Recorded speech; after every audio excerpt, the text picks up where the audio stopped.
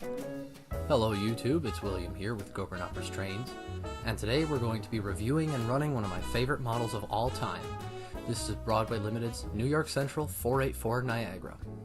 As dieselization approached the Central and other railroads all across America, the New York Central started having issues with its current steam roster, with much of the services between Chicago and New York being just barely enough for their famous 464 Hudson class to handle. As a result, the Central's Chief of Motive Power, Paul W. Kiefer, decided to commission a locomotive that could handle the journey in between with little stops and little service. The result was the 484 Niagara. These steam engines were unbelievable in terms of their power and efficiency output. They produced more than 6,000 horsepower and had a total tractive force of over 61,000 pounds. These engines were so efficient and so well designed that they challenged the efficiency and economy of the diesel locomotive itself. Despite being smaller and lighter than much of the other 484s employed by different railroads, no other northern type locomotive ever equaled the power output of the Niagaras. Unfortunately, as dieselization dawned upon the Central, none of these monsters survived into preservation. Fortunately for us HO scale modelers, we can resurrect this engine in many different offerings from many other manufacturers. Today we're looking at Broadway Limited's number 6014 S1B class Niagara. This particular engine is a part of the Broadway's BlueLine series, which we'll get into in just a moment. From the instant the model is removed from the box, the Niagara's imposing stature is immediately apparent. The styling is polarizing, but for me it exemplifies the power and prowess that these locomotives carried. Broadway did a fantastic job capturing much of the detail on this model. The result is that it has lots of cast-in and lots of separately applied detail, much more than any other models of this locomotive that I have encountered. As one might expect, the running gear on this model is also incredibly smooth and looks fantastic.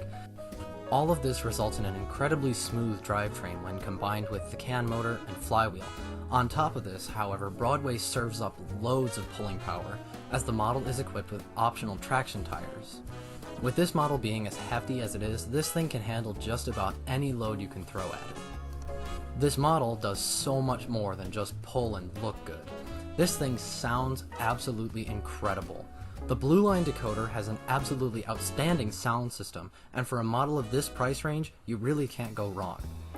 Broadway's BlueLine system involves a decoder that operates all of the sound functions and is entirely compatible with DC operating systems, which means that you can have DC sound with this model. However, this thing usefully includes an 8-pin plug, so you can install a separate DCC decoder, which is what I've done. My engine is running an NCE decoder in the 8-pin slot, allowing for an effective and inexpensive conversion to DCC. The one major drawback with this system, however, is that if you plan on reprogramming the model, you have to keep in mind that you're running a system that essentially has two decoders in tandem. Changing addresses can be difficult and frustrating, but if you're like me and you only ever really run one engine on a loop at a time, this is no issues. If you're going to be planning on running these on a club layout, however, I strongly recommend looking at their slightly more expensive, but similar in function and form, Paragon series models. All of this to say that this has become my new favorite sound model that I own.